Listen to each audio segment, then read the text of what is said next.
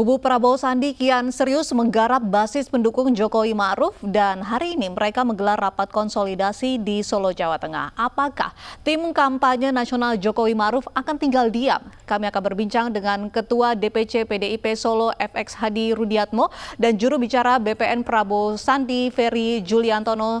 Selamat sore Bapak-bapak.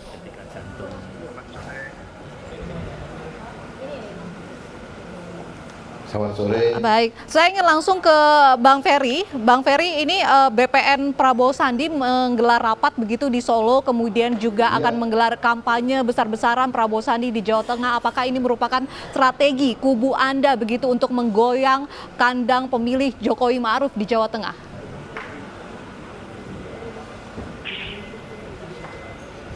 Ya, pertama memang kita sudah menetapkan bahwa kantor Badan Pemenangan Nasional Prabowo Sandi ada di Jawa Tengah, di kota Solo, dan hari ini kita memang menyelenggarakan acara karena peserta rapat Badan Pemenangan Nasional ini jumlahnya relatif sangat besar. Seluruh pimpinan Badan Pemenangan, direktorat-direktorat, partai koalisi dan unsur-unsur relawan juga hadir.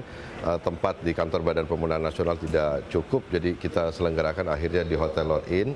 Dan hari ini kita melakukan rapat khusus pertama mengenai pemantapan teritorial dan kemudian juga pemantapan tentang infrastruktur pemenangan sampai kepada tingkat TPS.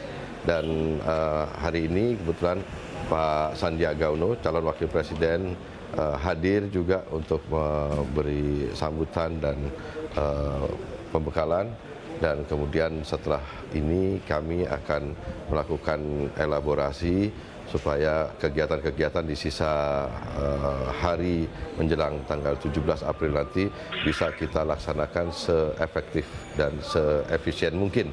Dan kami melihat bahwa Provinsi Jawa Tengah merupakan provinsi penting bagi pasangan Pak Prabowo Sandi ini adalah karena pertama dinamika suara pemilih kami dari hasil Pilgub kemarin di mana pasangan Pak Sudirman Said dan Mbak Ida Fauziah mendapatkan hasil 43%. Kemudian dinamika belakangan juga yang luar biasa juga adalah relawan dan koalisi kami itu sudah memperlihatkan hasil yang sangat signifikan.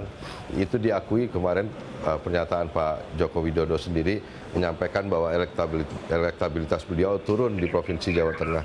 Dan saya rasa itu artinya bahwa apa yang kami lakukan selama ini di seluruh wilayah, khususnya di Provinsi Jawa Tengah, itu menunjukkan bahwa apa yang kami lakukan benar. Terbukti bahwa memang sambutan dari masyarakat juga relatif sangat luar biasa di Jawa Tengah ini. Kami kemarin misalkan contoh bagaimana di Kabupaten Wonogiri calon wakil presiden Pak Sandiaga Uno mendapatkan sambutan yang baik dan antusias dari masyarakat. Dan ya artinya kita juga lihat dari sisi yang lain bagaimana reaksi dari Pak Jokowi sendiri dan kubu-kubu pendukung itu kan memperlihatkan respon yang bahwa mereka menanggapi apa yang kami lakukan ini dengan sangat serius. Contoh bagaimana apa yang terjadi di Wonogiri kemarin, respon pendukung dari pasangan Pak Jokowi Pak Ma'ruf Amin dari unsur partai tertentu kemudian melakukan teriakan-teriakan dan sesuatu yang menurut kami itu sudah tidak patut lagi, karena sebenarnya kampanye dari pasangan calon presiden dan calon wakil presiden adalah kegiatan yang memiliki izin diatur oleh undang-undang, jadi tidak boleh pihak lawan mengganggu, memprovokasi dan lain sebagainya. Tetapi kami sudah menyampaikan, menginstruksikan kepada seluruh jajaran Badan Pemenangan Nasional untuk tidak mengganggu sebaliknya kalau ada kegiatan Pak Jokowi, Pak Kiai Ma'ruf Amin. Saya ingin ke Pak Hadi. Pak Hadi, apakah merasa terganggu begitu dengan langkah Prabowo Sandi di Jawa Tengah ini? Ya, kalau yang namanya pesta demokrasi ini semua punya hak untuk melakukan apa saja sesuai dengan peraturan perundang-undangan. Sehingga dengan keberadaan posko BPN, rapat di Solo dan lain sebagainya, menurut saya sama-sama mempunyai kesempatan yang sama untuk melakukan. Sehingga kami tidak merasa terganggu. Karena itu merupakan salah satu kebebasan berdemokrasi, tentunya sesuai dengan aturan perundang-undangan yang ada. Pak Hadi, tapi ini Jawa Tengah akan menjadi fokus kampanye dari Prabowo Sandi begitu karena katanya menurut survei Prabowo Sandi tim BPN selisihnya tipis di Jawa Tengah. Ya, kalau menurut pengamatan saya secara pribadi sebagai kader partai, bahwa pada saat Pak Jokowi belum bekerja, Jawa Tengah mendapatkan 71%. Sekarang Pak Jokowi juga bekerja dan hasilnya bisa dirasakan oleh masyarakat.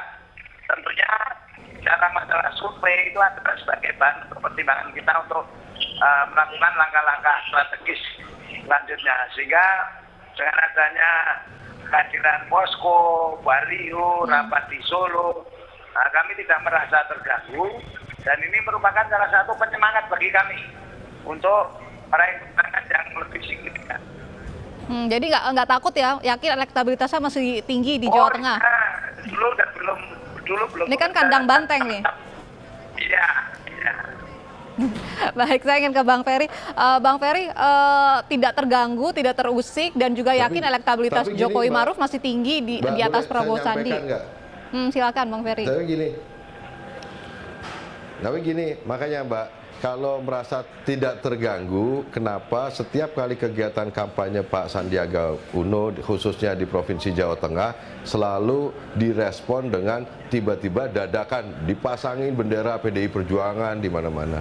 Ada tempat-tempat titik-titik kita mau melakukan kegiatan, ada tiba-tiba dipasangi spanduk Pak Jokowi, Pak Ma'ruf Amin.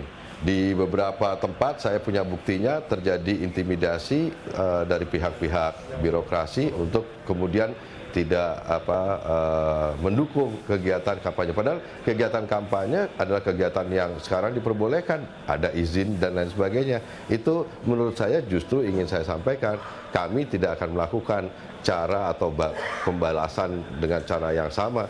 Kalau misalkan ada kegiatan kampanye Pak Jokowi, Pak Ma'ruf Amin, silahkan, kita nggak pernah ada pengibaran dadakan partai-partai dari koalisi kami atau upaya-upaya mengganggu. Tapi kalau kemarin kan ada di viral semuanya, ada cara-cara yang kurang patut sebenarnya. Kalau itu dianggap sebagai respon, itu bukan respon, itu provokasi, Mbak.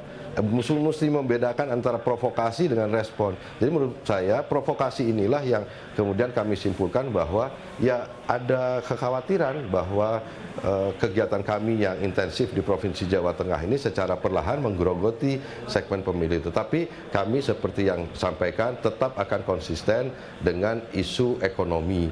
Tetap kami tidak mau terganggu bahwa isu tentang penyediaan lapangan pekerjaan, isu tentang penyediaan harga-harga yang terjangkau adalah merupakan isu yang terpenting yang sekarang lebih dirasakan kebutuhannya oleh masyarakat. Saya ingin ke Pak Hadi. Jadi kita nggak mau terpancing, Pak Hadi, kita akan kampanye. Benarkah ada intimidasi begitu dari tim Anda saat kampanye Prabowo Sandi di Jawa Tengah? Benarkah?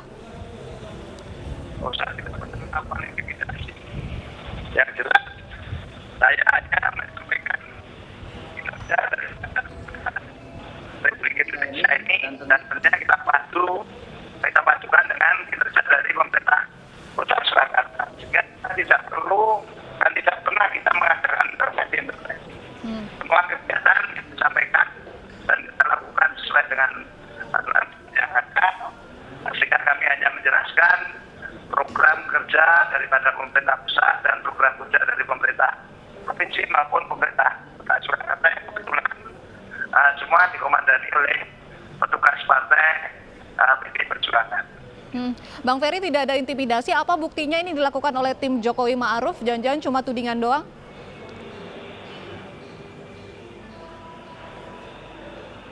Enggak, saya ada buktinya, ada di Kabupaten Wonogiri. Jadi kemarin juga ada laporan masyarakat bahwa misalkan ada kegiatan Gubernur Jawa Tengah melakukan konsolidasi dengan 31 kepala daerah di Provinsi Jawa Tengah itu kan sebenarnya agak kurang baik dari sisi netralitas, bahwa sebagai kepala daerah mereka juga punya tanggung jawab sosial kepada masyarakat, bukan menjadi tim sukses. Kalau ini kan terang-terangan, itu juga merupakan bagian dari bentuk kekhawatiran bahwa dengan kegiatan kami di Provinsi Jawa Tengah khususnya ini dikhawatirkan menggerus gitu. Tapi sekali lagi kami ingin menyampaikan bahwa kita ingin kampanyenya damai.